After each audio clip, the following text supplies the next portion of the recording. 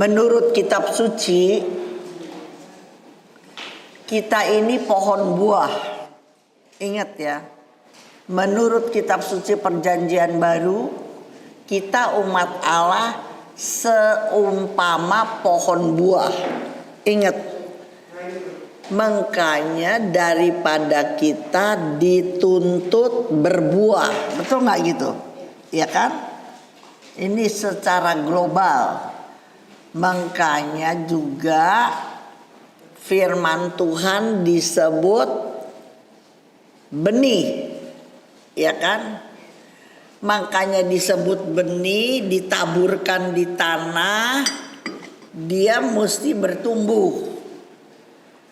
Nangkep dulu itunya. Kita seumpama pohon buah, firman ditabur di kita.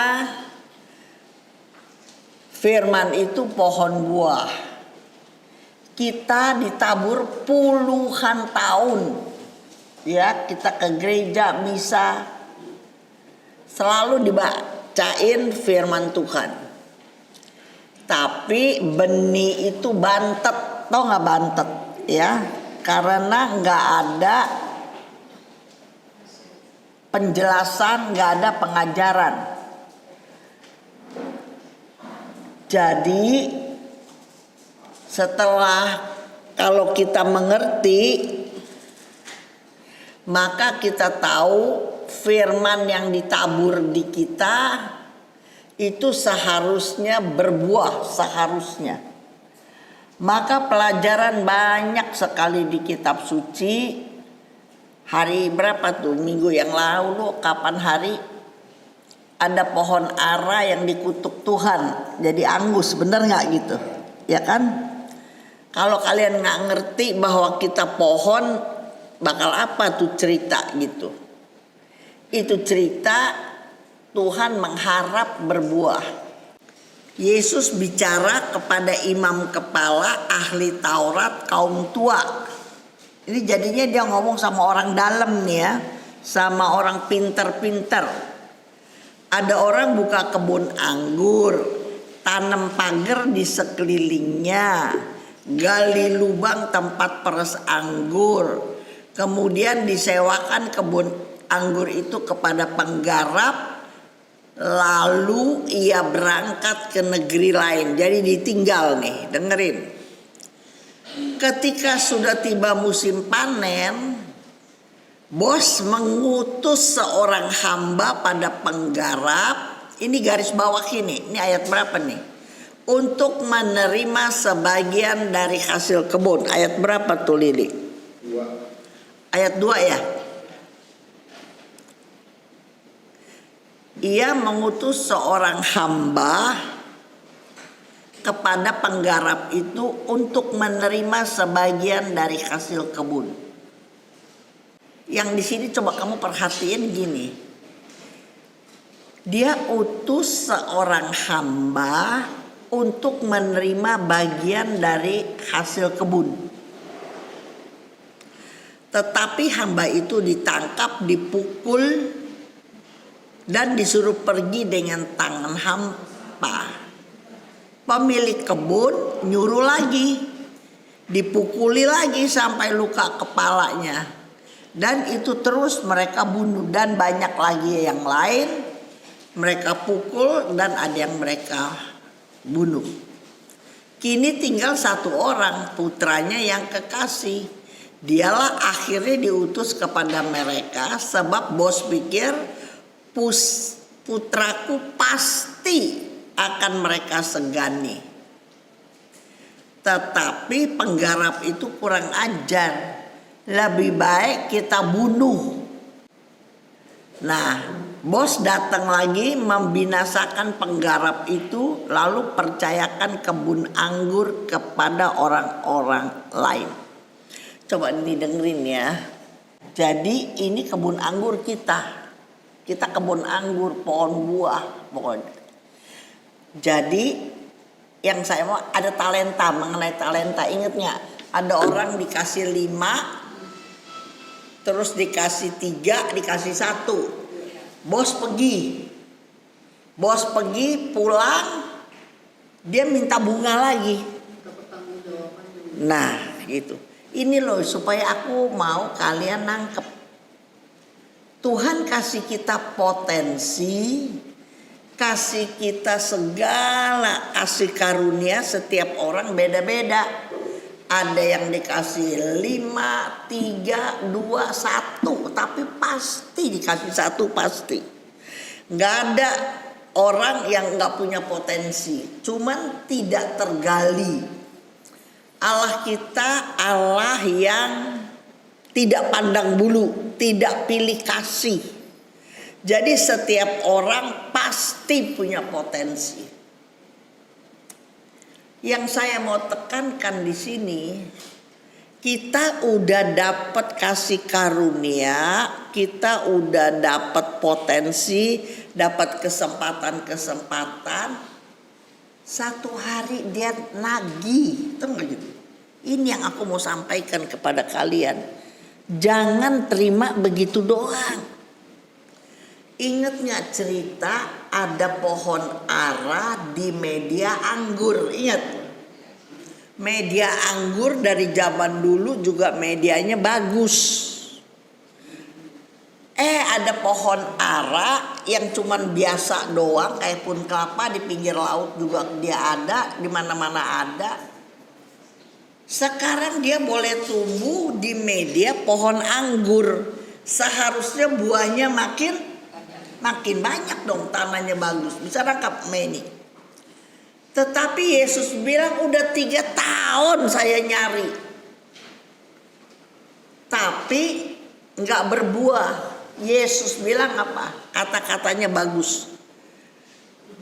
Percuma, kata-katanya. Percuma dia hidup. Tebang aja, betul nggak gitu? Terus ada lagi. Belum musim buah, Yesus juga cari buah di pohon ara. Ya nggak dapet dong, betul nggak gitu? Nggak dapat buah, pohonnya diapain? Dikutuk, besoknya kering. Jangan ada yang makan lagi nih buahnya dari pohon ini. Saking kesalnya dia. Anda lihat tuh, ya beberapa cerita yang saya ingat aja. Bahwa kita dikasih sesuatu sama Tuhan. Ujung-ujungnya Tuhan mau kita melipat gandakan. Ingat itu. Apa talenta karunia yang Tuhan kasih sama kita, kita wajib melipat gandakan. Ingat itu. Jadi saya sukanya PA. Karena apa? Kalau PA deprok cuman 5 orang 10 orang. Jadi saya berani kayak ngobrol. Tau gak gitu? Tapi ternyata lebih sulit PA daripada KRK bawa renungan. Menuntut saya untuk belajar. Karena yang dihadapi orang yang sama terus-terusan. Dan itu membentuk saya seperti hari ini. Dan saya bersyukur kalau nama Yesus ditinggikan, maka membawa banyak orang. Ada nggak ayat itu? Ada. Baca yuk, 2, 3. Itu nggak nyala ya? Iya. Kalau kita pertemuan tapi tidak tinggikan Yesus, pasti ribut. Kalau nggak sampai berantem juga klik-klikan, tau nggak klikan. Jadi kalau mau datang, lu datang nggak hopeng. Kalau nggak datang, gue juga nggak datang gitu, tau nggak? Itu udah biasa di mana-mana begitu udah biasa. Di mana pertemuan kumpulan nyonya, terus nggak ada firman, ribut aja pasti, ya. Jadi saya bersyukur, saya nggak ngerti begini saya nggak ngerti dulunya, saya sangat tidak ngerti. Saya cuman hobi, itu saya bilang catat, ayo ntar saya tukang tunjuk, katanya orang pada takut, saya nunjuk orang suruh doa. Tapi berjalan sampai hari ini karena saya nggak ngajar dogma. Saya ajar firman Tuhan. Di mana supaya kita tinggikan nama Tuhan. Itu aja yang saya lakukan berpuluh tahun tanpa ngerti apa-apa loh ya, sebenarnya nggak ngerti apa-apa. Kan dari awal cuman saya orang-orang awal. Tetapi ternyata saya melakukan apa yang Tuhan minta. Potensi yang Tuhan percayakan kepada saya lipat gandakan. Tanpa saya sadar loh.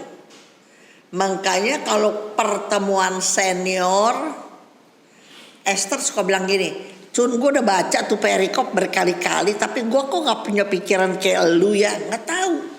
Kan aku udah bilang, kadang-kadang aku lagi ngajar, Tuhan kasih gitu. Aku gak tahu gitu, tau gak ya. Bahwa setiap orang mesti berbuah, terus saya bikin pelajaran. Harus ada buah apa pertama-tama? Buah pertobatan. Leni kedua, buah roh. Ketiga, buah jiwa. Saya nggak masuk di sini. Kamu boleh catat. Ada buah pertobatan, buah roh, dan buah jiwa.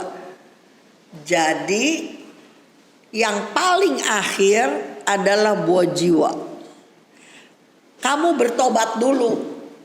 Kalau kamu udah bertobat, tapi kamu tidak berubah karakter, nggak mungkin. Kalau kamu udah bertobat, adatnya masih seperti dulu. Orang nggak mau datang ke Yesus lihat adat kamu begitu. Dulu tukang judi mau menang sendiri, akhirnya nggak judi, tapi adatnya nggak berubah, mau menang sendiri. Kamu nggak bisa bawa orang kepada Yesus. Kalau kita bertobat, maka kita harus berjuang merubah karakter kita. Pasti. Dan itu semua dari firman ya. Nggak mungkin kalau nggak baca firman. Nanti setelah kita baca firman, kita berbuah roh. Nanti orang lain Tuhan kirim datang kepada kita. Aduh Cun, punya anak cacat. Suami gak kerja begitu, kok lu bisa happy-happy terus. Nah baru kita kasih firman. Bisa nangkep gak begitu? Ujung-ujungnya berbuah jiwa. Padahal liturgi kita Katolik, pergilah jadikan semua bangsa muridku. Amin, amin, puluhan tahun amin. Tapi kagak ngerti. Jadi sesungguhnya udah ditangkap oleh gereja, cuman gak dijelasin bahwa setiap orang harus punya buah jiwa juga yang bertobat karena saya. Seharusnya dengan firman yang udah dapat, kita harus wajib cari jiwa, itu wajib. Bukan tawaran, bukan. Kalau baru jadi anak PA saya, ini belum buah. Tapi setelah kamu punya PA lagi, baru buah. Ini susah nih gue bilangin. Tapi ini yang Tuhan mau. Penggarap bukan punya pohon buah doang, si pohon buah mesti berbuah dulu. Makanya kata Yesus, percuma dia hidup di lahan anggur yang bagus. Lahan anggur yang bagus termasuk kita bukan? Punya mobil, punya kamar tidur AC, makan gak pernah minta-minta. Semua Tuhan kasih, semua sopir ada. Daripada kita yang seperti lahan media pohon anggur, seharusnya si pohon ara berbuah lebat. Bener gak gitu? Bisa nangkep gak nih begini nih? Ini penting loh aku bilang. Ini kalian mesti mengerti. Jangan kalian happy-happy saja jadi orang Katolik, Rajin ke gereja, mangap, dapat hosti, lego, udah ke gereja. Ini bukan, kita makin dalam makin dituntut. Di mana itu? Matius 12:48 apa kalau nggak salah. Jangan sampai kalian lalaikan ini. Betul nggak, Men? Matius 12:48 bukan? Betul? Ih, pintar. Ayo baca 2, 3.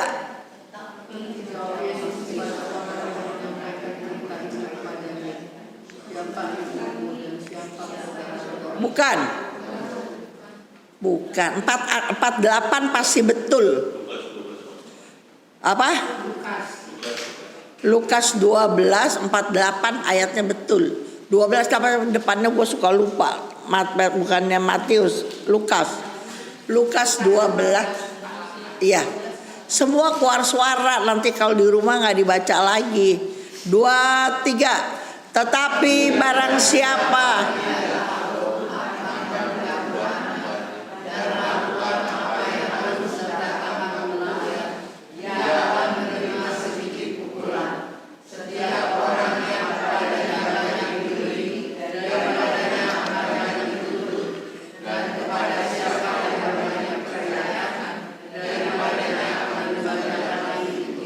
Nah, ayat inilah yang banyak membuat orang lebih baik nggak belajar firman.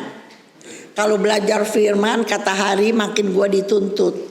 Lebih baik nggak usah baca, nggak tahu gitu, ya kan? Tetapi ini makin kita belajar daripada kita dituntut. Bukan aja kan dibilang kalau nggak ngerti dapat pukulannya sedikit, tapi makin mengerti makin banyak dituntut gitu. Tetapi bagi orang yang kepadanya banyak dituntut, berbuah banyak, nanti satu hari Tuhan panggil kita akan menjadi perabot rumah tanggaan Tuhan di kerajaan Allah kan? Maka tergantung terserah kita. Kalau kita banyak menuai, mau mendirikan dari dasar Yesus, mau jerami, mau emas, mau perak, itu tergantung kita gitu loh.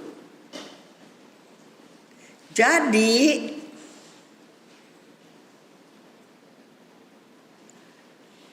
jangan happy, enjoy hidup, cukup misa, baca firman, lakukan rutinitas begitu aja. Anda harus berbuah bagi kerajaan Allah, harus. Nah, pengertian ini harus ditanam. Nggak usah susah-susah. Kalau kalian kayaknya belum bisa cari jiwa, kalau anak-anak kamu aja, kan anak kamu bisa ngomong. Ada banyak saya lihat orang tuanya rajin baca firman, pinter, anaknya nggak tahu ke gereja, nggak ngerti, apalagi bisa kawin pakai agama lain, bukan gereja lain loh ya, agama lain. Makanya itu kesaksian 2 minggu yang lalu gitu tuh. Yang tempat saya PA si Erli, dia senior katekis di RC. Anaknya pacaran sama orang Tepekong. Terus ditanyain selalu sama Erli calon mantunya, ini lagi ada buka pelajaran Katolik, mau nggak? Nggak mau terus aja nggak mau. Aduh Tuhan, dia nangis sama Tuhan.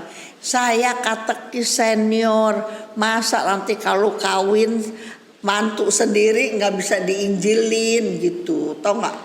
Jadi, aduh gimana nih Tuhan. Nah waktu itu aku ngajarnya begini, waktu aku ngajar bahwa kalau kita mau sesuatu sama Tuhan, salah satu memuliakan nama Dia bukan? Tahu nggak? Apa yang kita lakukan harus memuliakan nama Tuhan, jangan diri sendiri. Aduh, si Erli baru sadar bahwa selama ini dia berdoa, nanti saya malu dong jadi katekis, calon mantu, jadi bakal saya gitu, tau gak? Akhirnya dia robot. Kebetulan itu lagi mau Natal, anaknya main tablo jadi Bunda Maria. Terus itu pacarnya mau datang, tapi sebelum itu dia udah minta doa sama grup. Aduh, semoga lihat tablo calon mantu tersentuh gitu loh. Terus ada tablo, terus ada kata pengantarnya. Pengantarnya pokoknya bilang begini, alangkah baiknya kalau nanti tablo udah selesai nih ya, dia lihat pacarnya main jadi Maria, segala keluarga yang syekinah katanya. Orang tua segala ama anak satu ke gereja. Lagi-lagi ini mah lagi cerita tablo. Pulang-pulang, bagus ya. Nanti saya mau anak saya juga masuk gereja, kamu nggak apa-apa. Mana bisa, masa maminya sama anak-anak kalau bapaknya enggak gitu loh kira-kira ngomongnya. Iya dah, saya mau katekis, coba. Cuman sekejap, cuman lihat itu aja, tapi doanya berubah, anaknya mau. Jadi mau kawin nih nanti, udah jadi Katolik. Coba, ingat kalau kita doa untuk memuliakan Tuhan gitu loh, ya. Jadi yang saya mau cerita ada lagi nih, ini penting lagi nih. Ini saya kasih rangkuman aja deh ya. Kalau Anda lihat tentang talenta, Tuhan gak lebih. Yang 5 dikasih 10 kotak, yang 3 dikasih 6 kotak. Entah baca sendiri deh. Bukan yang 5 dikasih 15 kotak, bukan. Tuhan juga gak semena-mena. Kemampuan seorang dikasih 5 talenta itu menurut Tuhan yang lihat. Ada ayatnya itu. Yang Tuhan pantas nih orang cuma dikasih 2. Ini orang dikasih 3. Ini orang dikasih 5. Tuhan kasih. Sampai dikasih 1 pun Tuhan mau dikembangkan. Benar gak? Dilipat gandakan. Maka yang dikasih 1 dikembangkan gak? Diapain hari? Disimpan. Sebab tuanku jahat kan bilang gitu kan. Daripada itu lebih baik aku simpen, nanti aku pulangin. Padahal si tuan tidak rugi, talentanya dipulangin. Tapi marah gak si tuan? Marah. Dan ingat tuh kalau kamu baca cerita itu, yang 1 talenta dikembalikan dikasih siapa? Denti. Dikasih kepada siapa? Hah? Yang 5 kan? Nah, ini gak main-main nih. Dikasih kepada yang udah banyak. Bukan dikasih kepada yang 3. Bukan. Justru dikasih yang paling banyak. Itu ada pelajarannya. Jadi kamu bisa nangkep ya. Yang bacaan hari ini penggarap-penggarap. Semuanya dimatiin. Terus kata cerita penggarap dikasih orang lain kan ya.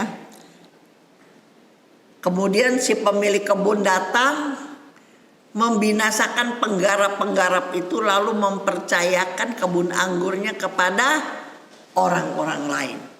Yang saya bikin ya pelajarannya adalah sifat Allah yang unik. Ntar ya. Yang saya mau bahas tadi, raja ceritanya, kalau nggak raja tuan pasti mengadakan penghitungan. Matius 18 ayat 23. Jadi nggak sembarangan dia kasih kita muka cantik, kita ditaruh jadi orang kaya, kita punya sopir, kita punya duit. Jangan cuman tur melulu gitu. Kita kalau medianya media anggur, daripada kita dituntut banyak gak? Ya itu saya mau nangkep, sekalian nangkep itu, tau gak? Mari kita baca Matius 18:23. 23. Hal kerajaan sorga seumpama seorang raja yang hendak mengadakan perhitungan dengan hamba. Jadi bukan dikasih begitu doang tuh, tahu nggak? Jadi kamu diluputkan dari sakit Januar, disembuhkan jadi normal di hari tua homnya. Bukannya cuman thank you Lord, punya duit kok tur, sakit minta tolong sembuh, kalau udah sembuh ngapain tur lagi begitu, udah tua. Itu banyak orang begitu. Kalau kita belum mati, dengerin nih, ini serius. Kalau kita belum mati diluputkan dari banyak kecelakaan penyakit, Tuhan kasih kita hidup lagi kan? Maka banyak orang bilang begini, Cun, Tuhan kasih saya supaya hidup saya bersaksi, gitu kan? Harus bersaksi dan bertobat.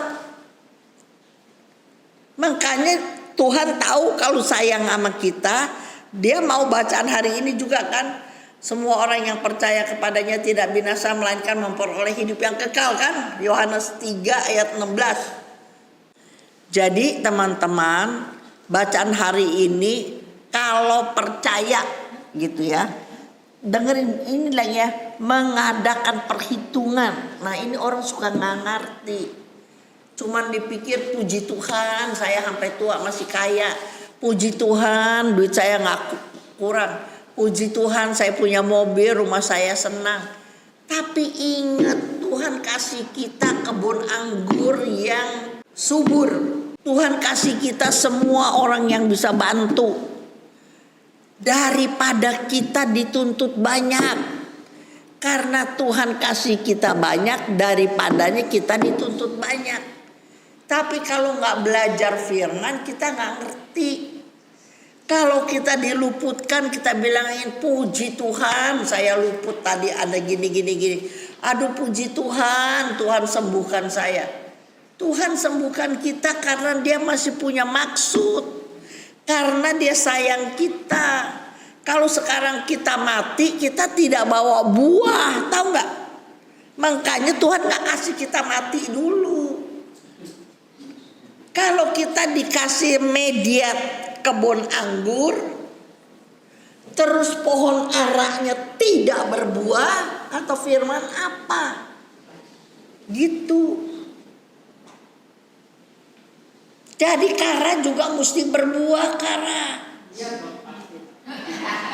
Mesti berbuah yang paling konkret ya Pum. Harus ada orang yang percaya Yesus seperti saya, seperti kamu, seiman Kumala, seiman Kara.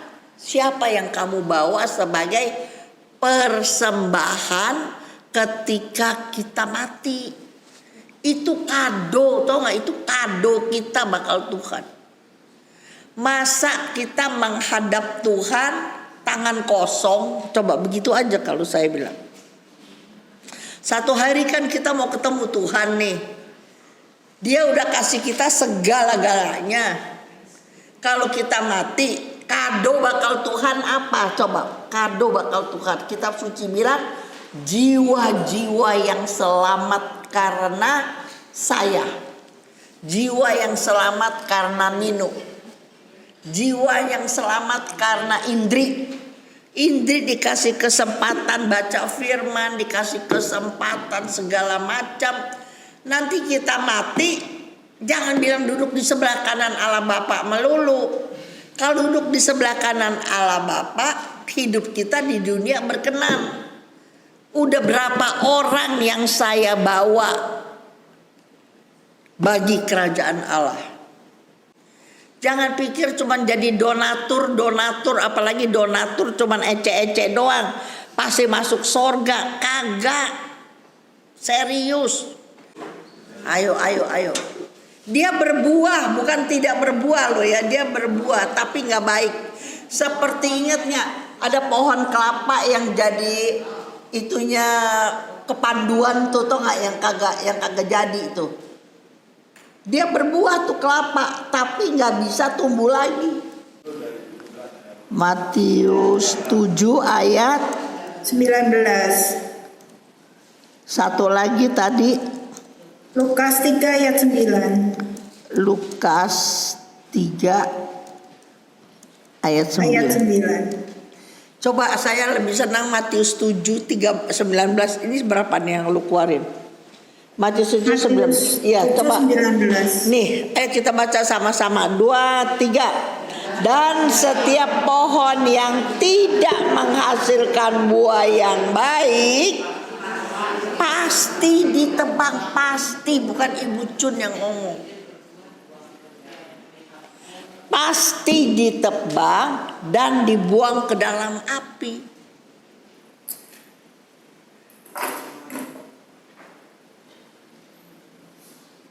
Rajin ke gereja, misa,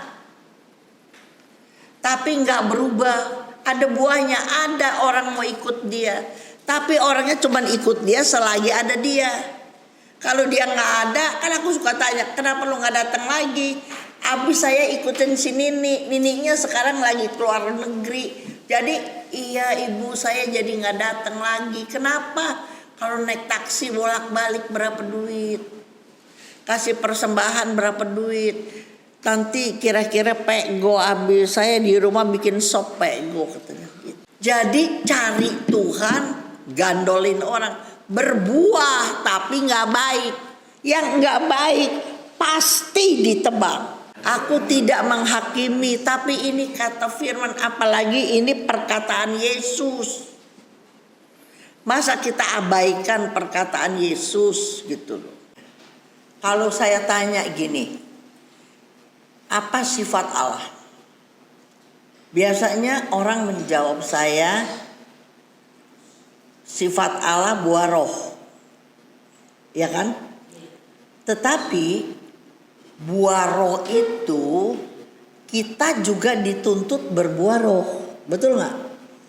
Pasti Allah sifatnya ada di buah roh. Pasti itu. Ya. Tapi bukan itu lagi. Apalagi? Kalau gak buah roh, kasih. Betul gak? Jadi apa sifat Allah? Kasih. Tapi kita juga dituntut memiliki kasih itu. Betul gak gitu? Tapi yang saya tanya, ada sifat Allah yang unik, yang hakiki, yang kita gak bisa ikutin dia. Dia itu sifat Allah yang spesial, hanya dia yang punya. Kudus bukan sifat. Kudus keadaannya, orangnya kudus.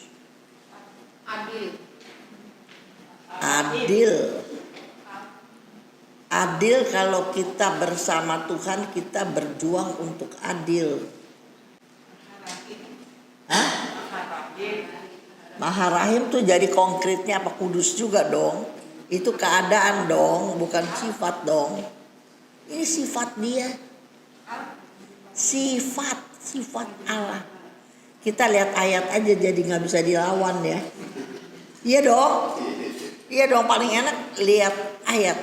Kita contoh liatin nih ya. Matius 13 ayat 12. Matius 13 ayat 12. Ini bukan satu ayat, semuanya begitu, semuanya. Ada dari berapa perikop ujungnya ini. Jadi ketahuan tuh sifat Allah. Matius 13 ayat 12. 2 3. Karena siapa yang mempunyai, kepadanya akan diberi, sehingga ia berkelimpahan. Tetapi siapa yang tidak mempunyai, apapun juga yang ada padanya diambil. Itu lihat sifatnya Allah. Ini perikop tentang penabur. Ingat gak tadi yang punya 1 malas dikasih kepada yang 5. Coba lihat yang lain lagi, sama juga. Matius 25 ayat 29. Ntar kamu lihat ya, kata-katanya sama persis. Matius 25 ayat 29. Mungkin ini kedalaman ya, lain kali aku bahas lagi supaya kalian ingat. Matius 25 ayat 29. Ini perikop tentang apa sih nih ya? Matius 25, coba liatin. Perikop tentang talenta. Yang dikasih 5, 3 gitu ya, yang aku bilang ya. Ntar aku belum tulis nih di sini nih.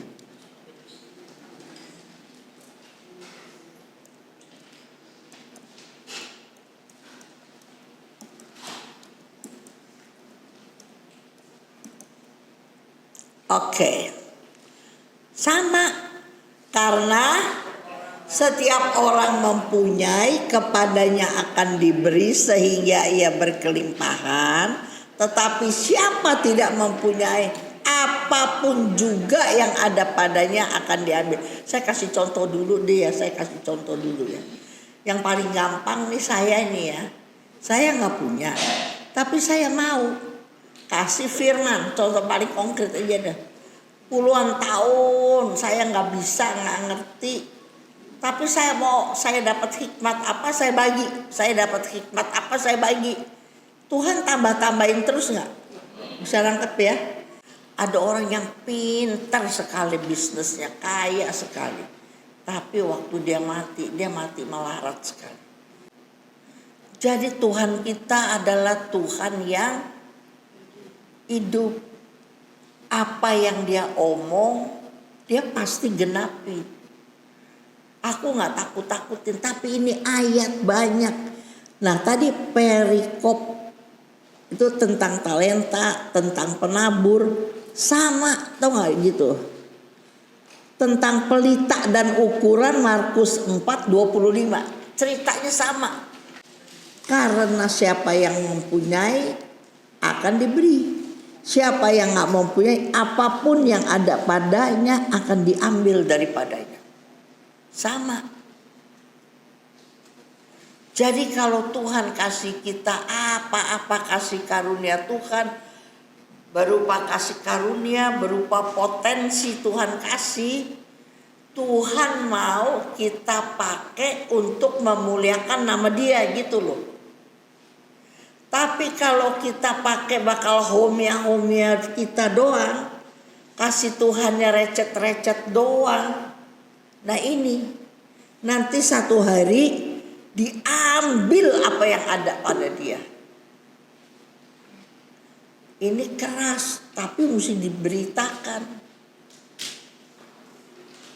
Maka Anda suka ceritakan, aduh dulu kalau kita pergi ke orang mati, nah nanti Anda lihat itu akhir daripada perjalanan hidup seseorang. Coba.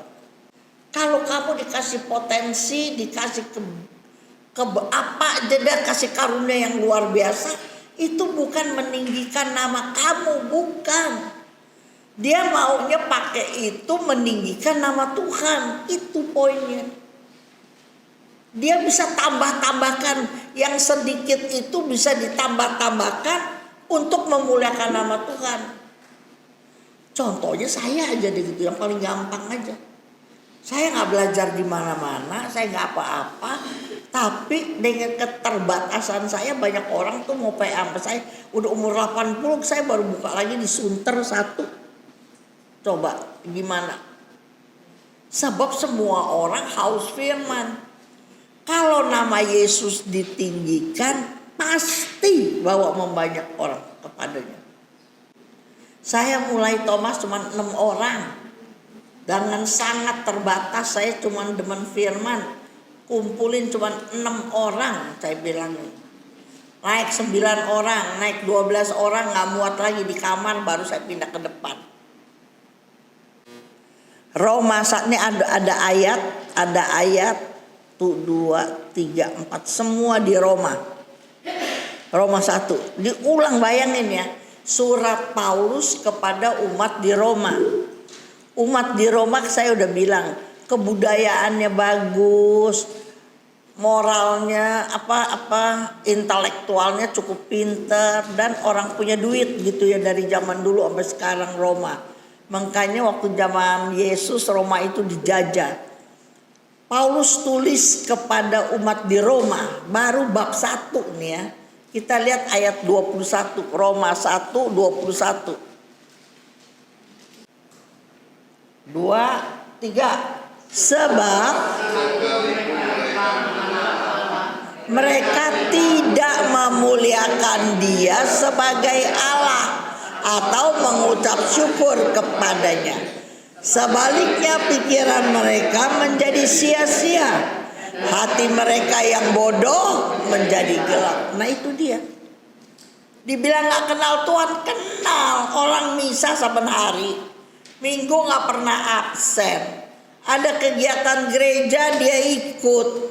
Tetapi dalam hidup kesehariannya tidak memuliakan Yesus sebagai Allah. Yesusnya entah nomor berapa. Bisnisnya nomor 1, hobinya nomor 1, egonya nomor 1.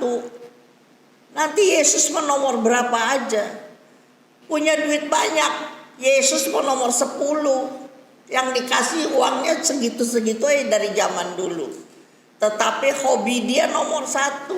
Demen tas, demen baju, kumpulin berlian, itu nomor 1. Yesusnya nggak tahu nomor berapa. Jadi tidak memuliakan Tuhan sebagai Allah atau mengucap syukur. Karena kalau kurang melekat, orang susah mengucap syukur, bener nggak? Kalau kehendaknya nggak tercapai, targetnya nggak tercapai, maka susah mengucap syukur. Karena semua geraknya tidak tertuju kepada Tuhan. Coba baca 24-nya, Roma 1 24-nya. 24, 2, 3.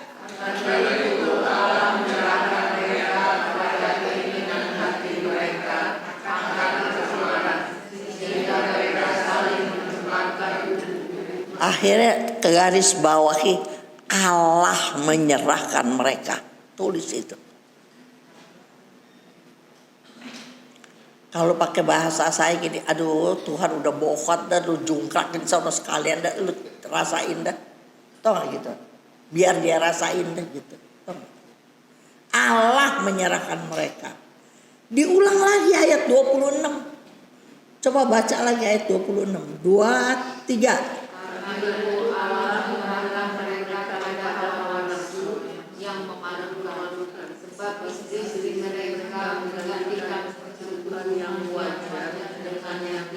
Iya. Allah yang menyerahkan. Jadi apa? Diizinkannya hawa nafsu menguasai dia.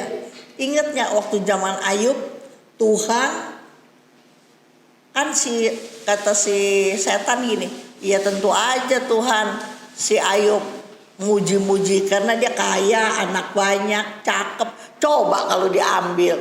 Nah waktu mau diambil, Ayub bilang setan bilang gini, angkat dulu dong tuh pelindungnya, betul nggak? Kalau diangkat baru saya bisa jamah. Aduh, aku waktu baru ngerti itu ya. Jadi kalau kita benar-benar sama Tuhan, kita serius sama Tuhan, ini ada yang melingkupi kita. Kalau kita hidup benar berkenan sama Tuhan, iblis nggak bisa masuk. Coba kalian mengerti begini ya, kita nggak takut apa-apa, tahu nggak? Tuhan jaga kita luar biasa. Tapi kalau kita bandel nggak bertobat-tobat, Allah yang menyerahkan, tahu nggak? Dibilangin ini dosa, diomongin, lu kan ngerti firman. Sebab awalnya kan tadi dia bilang begini. Sebab sekali ayat 21-nya kan, sebab mereka mengenal Allah, tapi mereka tidak memuliakan Dia sebagai Allah. Maka bohong sampai ayat 24-nya lah Tuhan yang menyerahkan mereka kepada kecemaran, kepada hawa nafsu. Coba baca lagi ayat 28. Ayat 28. 2, 3. Mana 28? Maka Allah menyerahkan mereka kepada, sehingga melakukan. Siapa yang menyerahkan? Allah. Kata Allah gini, biarin dah tuh, gue buka dah, sono masuk setan segala macam dah. Itu terserah Tuhan. Dulu dia mau sayang sama siapa, dia mau kesel sama siapa, itu terserah Tuhan. Dulu aku suka ngomong begitu, tapi aku baru tahu ayatnya ada, tahu nggak gitu? Roma 9:18. Roma 9:18. 2, 3. Jadi ia menaruh belas kasih kepada siapa yang dikehendakinya. Dia menegarkan hati siapa yang. Jadi emang terserah Tuhan kok hidup kita ini. Benar gak Hal? Terserah dia mau berkati kita. Maka jangan cari muka sama manusia. Kalau sama manusia mah percuma, baik-baik percuma. Semua gitu. Tadi udah ayat 28 ya, udah ya. Terus makanya di dalam hidup orang kalau yang dilepas begitu, orang jahat tambah jahat. Itu ada ayatnya lagi. 2 Timotius 3 ayat 13. Karena dilepas Tuhan izinkan yang kuasa Allah yang melingkupi dicabut. Tahu gak gitu? Maka orang yang pada dasarnya gak kenal Tuhan, kan hidupnya seperti hewan. Ingat gak pelajaran saya? Ketika rohnya tidak bersekutu dengan Allah, dia hidup pakai pikiran sama jiwanya doang. Jadi seperti hewan. Makanya 2 Timotius 3:13 coba. 2 Timotius 3:13. 2:3. Sedangkan orang jahat dan penipu akan bertambah jahat. Mereka menyesatkan dan disesatkan. Ayo dah. Masuk di dalam dunia begitu bukan? Dunia begitu. Orang jahat tambah jahat. Mereka tipu-tipu segala macam. Itu segala macam tipu di handphone tuh ya. Sasarannya siapa? Orang setengah bayak kayak kita yang gaptek-gaptek, tau gak lu? Makanya udah diajarin gua, nggak boleh udah buka telepon kalau yang nggak kenal udah jangan diterima aja. Kita belajar kagak ngerti, kita yang dimakan tuh orang-orang seumur kita. Makanya umur-umur kayak kita kalau nggak kuat firman, gampang dibohongin nggak? Sebab kita udah setengah mati ngumpulin duit bakal hari tua. Berapa banyak kumpulin duit di hari tua, tapi di hari tua ditipu. Banyak banget tuh. Diiming-iming sebulan 2% aja dia jualin tuh. Rukonya dijual semua. Dia pikir 2% aja daripada nungguin bank. Cuma 6% setahun. Ini bisa 24% setahun. Ya otaknya pendek, orang tua pendek. Kalau benar-benar bisa menghasilkan lurus, bisa gantiin 2% jadi setahun 24% ya. Semua perusahaan gak usah buka. Udah aja kasih dia semuanya. Kalau kita orang pintar bisa mikir, mana mungkin usaha apa bisa kepastian begitu setahun dapat untung segitu. Tapi oma-oma, tante-tante yang for the Allah gaptek nggak tahu buka, nggak ngerti, ya itu makanannya. Roma 2 ayat 5 bilang begini. Roma 2 ayat 5. Ayo baca aja di layar. 2, 3. Tetapi oleh kekerasan hati saya, pakai saya ganti. Tetapi oleh kekerasan hati saya yang tidak mau bertobat, saya menimbun murka atas diri saya sendiri pada hari waktu mana murka hukum Tuhan adil akan dinyatakan. Medit sama teman, medit sama anak, medit sama Tuhan juga medit. Satu hari ditepok orang, disirap orang, duitnya dibawa kabur kabeh. Iya apa enggak? Iya betul. Medit-medit setengah mati semua tuh ada laki bini. Bini lakinya semua mesti pakai bon. Baru dirembes semua pakai bon. Bini duitnya ditaruhin itu yang tadi aku bilang sebulan 2%. Coba bayangin. Untung lakinya udah mati baru ada kejadian gitu, kata bininya begini. Untung laki gue udah mati itu. Kalau nggak dia bisa mati tuh duit dia digituin. Dia medit setengah mati sekali cek dihabisin duitnya. Coba bayangin. Ngenes nggak tuh coba? Bukan nggak punya, tetapi yang punya tidak dipakai untuk memuliakan Tuhan. Bisa nangkep nggak sih kalian tuh gitu? Maka jangan suka pelit-pelit kalau bakal pelayanan untuk mencari jiwa, jangan pelit. Percaya saya deh. Saya susah mau ngomong. Kalau kalian pelit-pelit bakal pelayanan cari jiwa, satu hari entar kamu nggak nikmati. Kamu nggak nikmati, keburu mati, tau gak? Semua medit-medit, nanti kamu mati bakal anak. Anak dia nggak berasa cari duitnya, bener nggak? Dia nggak berasa cari duitnya. Dia enak aja invest di sini situ, akhirnya bohong. Duitnya nggak bener begitu, akhirnya juga nggak ada guna. Banyak sekali orang tua medit, kalau gue bilang medit. Ya tapi nggak bisa salah kalau orang nggak kenal firman, ya nggak ngerti soalnya begitu. Kalau kita baca firman baru kita ngerti bahwa kita pohon buah, kita harus berbuah. Berbuah kita, kan si pohon buah gak makan buahnya. Pohon buah, buahnya bakal orang lain. Tapi kalau kita pohon buah tidak berbuah, apalagi dimakanin orang lain kagak ada, kita sendiri juga satu hari kagak makan, tau gak? Gimana tuh jelasin sama orang?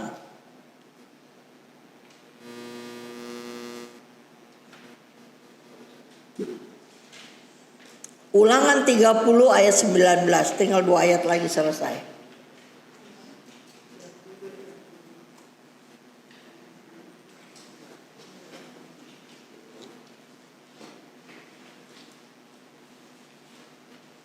Ulangan 30 ayat 19. 2, 3 baca, dilihat layar. 30 ayat 19. Coba 2, 3. Aku memanggil langit dan bumi menjadi saksi terhadap kamu pada hari ini. Kepadamu ku perhadapkan kehidupan dan kematian, berkat atau kutuk. Pilihlah kehidupan supaya engkau hidup, baik engkau maupun keturunan. Ya kan? Mendengarkan suaranya dan berpaut padanya. Sebab hal itu berarti hidupmu dan lanjutmu untuk tinggal di tanah yang dijanjikan Tuhan dengan sumpah pada nenek moyangnya, yakni kepada Abraham, Ishak, Yakub, dan untuk memberikannya kepada mereka. Gue suruh nomor 19 doang, lu pakai 19-20 tapi bagus. Tadi gue bilang 19 doang kan, tapi bagus kok. 20-nya juga bagus. Penutup saya kasih 2 ayat. Ibrani 11 ayat 6. Ibrani 11 ayat 6. 2, 3. Tetapi tanpa iman tidak mungkin orang berkenan. Stop. Contohnya begini nih. Kalau saya memberi tapi bukan untuk memuliakan Tuhan, saya memberi maka nama saya yang ditinggikan. Bisa nangkep nggak begitu? Ya kan? Ada saudara saya, dia cuman mau kalau dia berkenan, dia tolong tuh ponakan semua. Tapi pilih-pilih ponakan yang pintar-pintar cari muka sama dia kasih, tau gak gitu. Jadi dia disenangin sama di keluarga itu, ngerti gak lo? Tapi kalau yang susah, yang begini, aduh dia susah. Jadi gimana tuh? Tapi kalau kita memberi sama siapa saja, makanya mesti tanpa iman. Jadi kalau kita kasih kepada orang, bukan saya suka atau nggak suka, tapi siapapun, di mana ayatnya? Ayo, apapun yang saya perbuat bagi orang yang paling hina, saya berbuat bagi Tuhan. Pinter, tepuk tangan dong bakal nyanyi keren. Matius 25 ayat 40. Apapun yang kita perbuat, nah ini pasti udah banyak ya. Apapun yang kita perbuat, perbuatlah dengan segenap hatimu, bukan untuk manusia tetapi untuk Tuhan. Di mana? Kolose 3:23. Jadi kalau kita memberi, lu suka royal beri-beri begitu, ntar dia bohongin lu, tau nggak gini. Terserah, dengerin saya. Kalau orang itu bohongin saya, tanggung jawab dia sama Tuhan, bener nggak?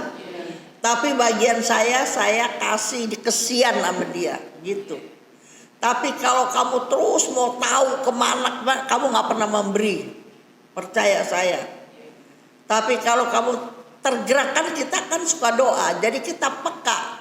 Kalau kita kesian sama orang, ya udah kita kasih. Kalau dia jahat, bohongin, ya urusan dia. Saya punya tuh beberapa orang dari kampung, pembantu saya kuno datang. Jam 6 pagi udah di rumah saya. Aduh, dia nangis anaknya mati gini. Aduh, gue jadi kasih bakal gini gue dia jalan. Seminggu lagi satu kampung sama dia datang. Emang anaknya mati? Iya udah mati. Udah lama matinya, udah 4-5 bulan lah. Dia baru datang kemarin sama gua. Orang jam 6 di sini dia nangis. Ya nggak apa-apa Bu. Ya udah, mau diapain? Anaknya bener mati. Tapi bukannya baru mati belum diurusin gitu. Aduh. Pasti dia lagi butuh. Aku cuma pikir gitu. Ya udah. Makanya kan kalau kita kehilangan uang barang gitu kan, suka teman saya bilang, udahlah Cun, gue bisa beli ini, cuman gue ngisinya lagi aja males di HP. Barangkali dia butuh katanya. Ya udah. Sebab barang siapa, terusin. Tanpa iman tidak mungkin orang berkenan kepada Allah. Ingat ya, apapun yang kita lakukan untuk memuliakan nama Tuhan, ya ingat ya. Jadi bukan meninggikan nama kita. Kalau makanya sekarang aku lihat banyak sekali orang nyumbang NN, no name, nggak mau dia disebut. Itu orang yang udah ngerti firman. Dia bagian dia persembahkan bakal Tuhan, nggak usah nama saya disebut. NN banyak sekali. Jadi kita memberi hanya untuk kemuliaan Tuhan. Terus sebab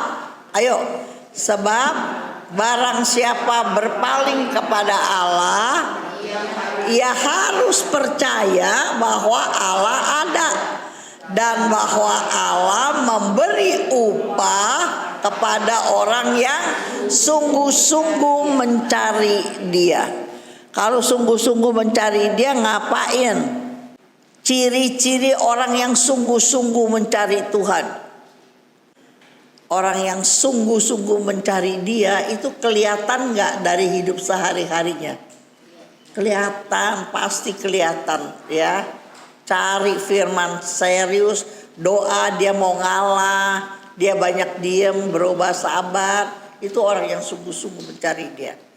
Ayat terakhir 1 Korintus 13 ayat 11. 1 Kor 13 ayat 11 sebagai ayat terakhir. Yuk kita baca yuk. 2, 3. Akhirnya saudara-saudaraku, bersukacitalah, usahakanlah dirimu supaya stop.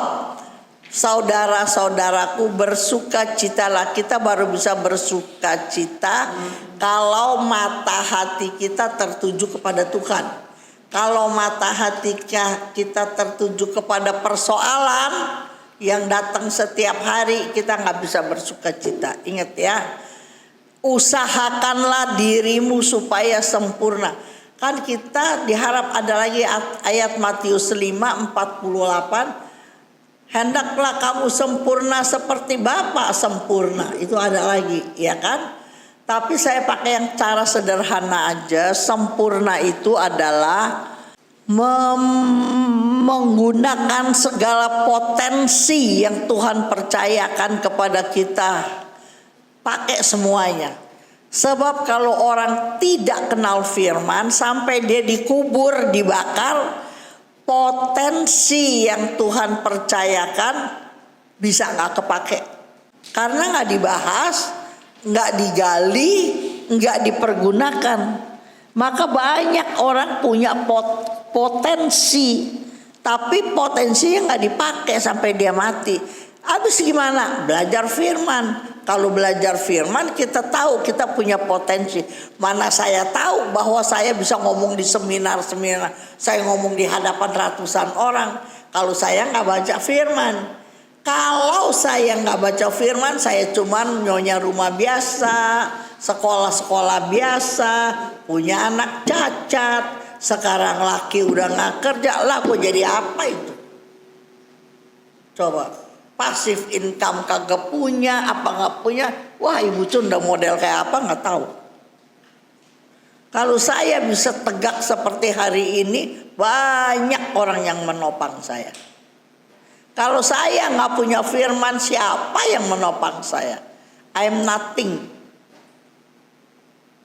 Tetapi bersama dan di dalam Tuhan, Tuhan ubah saya jadi something. Amin. Ini Paulus berani sekali juga. Terimalah segala nasihatku, pakai tanda seru lagi. Nah, apa syaratnya supaya begini? Sehati sepikirlah kita dan hiduplah dalam damai sejahtera. Jadi ini diam sabar ngalah nggak? Ngalah aja. Dia mau menang cincai, dia mau ego cincai, ya udah. Pokoknya saya mau ikutin jalan Tuhan gitu, ya. Apalagi dia udah lebih tua, udah cincai aja. Maka Allah sumber kasih dan damai sejahtera akan menyertai kita. Amin gak? Hidup kita mau apa lagi kalau bukan kita mau menikmati kasih dari orang sekitar kita. Apapun yang kita lakukan, orang kasihan sama kita. Kita dilolosin antri. Gue paling suka sekali. Kalau gue udah tua begini antri apa. Ibu di depan aja nggak apa-apa. Aduh gue senang. Begitu aja gue udah senang. Mau ngantri makanan, Bu nggak apa-apa Bu. Iya aduh saya nggak kuat berdiri lama. Iya Bu. Gitu aja udah senang gitu. Ya kan? Karena kita gituin orang, kita tuai begitu. Bisa nangkap gak sih? Kalau kamu mesti begitu, maka Allah sumbernya kasih dan damai sejahtera akan menyertai kita. Amin.